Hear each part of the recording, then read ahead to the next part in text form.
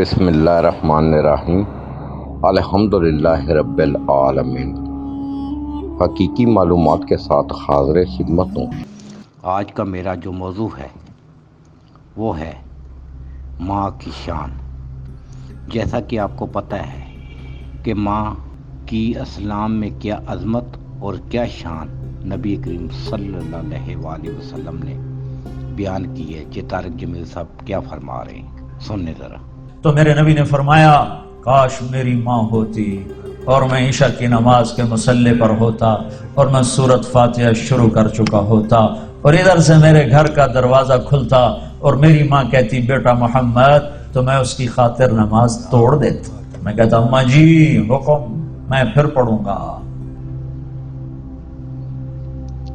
ماں وہ ہستی ہے جس کے بغیر گھر قبرستان ہے۔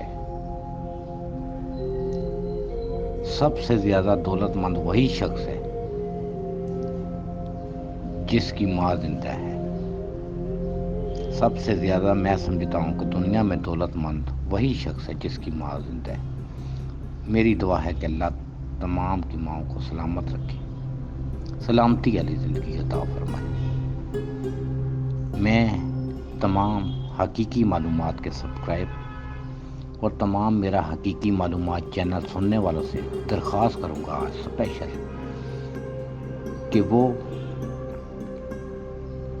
اپنے والدین کا احترام کریں، اپنے ماں کی عزت کریں، ان کا کہنا مانیں۔ اس کے بغیر کچھ نہیں ہے، اس کے بغیر کچھ نہیں ہے۔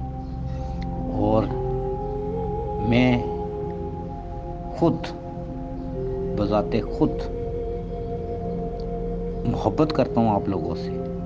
میرا آپ لوگوں سے محبت کا رشتہ قائم ہے کہ آپ میرا چینل سنتے ہیں، اور میری محبت کا تقاضا یہی فریاد کرتا ہے کہ آپ کوئی شخص، انسان ہے ہم دنیا میں، ہم بشر ہیں، کوئی شخص اگر جیسے کہ قرآن پاک میں کہا گیا ہے کہ تمہارے والدین بوڑھے ہو کر رہ جائیں تو انہیں اف تک نہ کہو، بلکہ ان کے لیے دعا کیا کرو کہ اے پروردگار میرے والدین پر رحم فرما، جیسا کہ بچپن میں شفقت اور محبت سے انہوں نے مجھے پالا تھا۔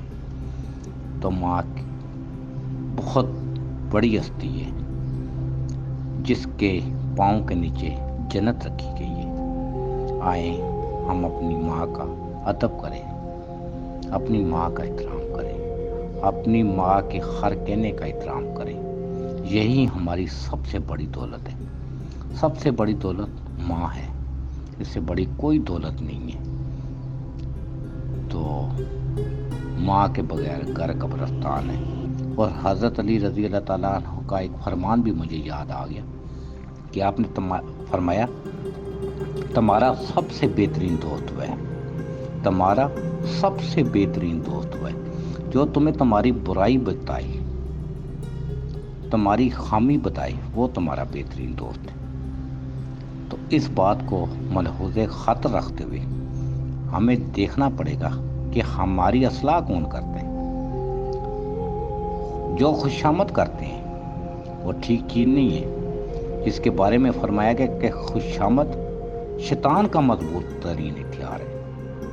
تو ہمیں جو ہماری اصلاح کرتا ہے وہ ہمارا محسن ہے، وہ ہمارے سر کا تاج ہے، جس نے ہمیں والدین کی عظمت اور حقیقی معنوں میں اسلام کی خدمت اور صحیح معنوں میں ہمیں وہ راستہ بتایا ہے جس پر چل کر ہم فلاح پا سکتے ہیں۔ تو اللہ تعالی ہم سب کا حامی و ناصر ہو۔ اللہ حافظ۔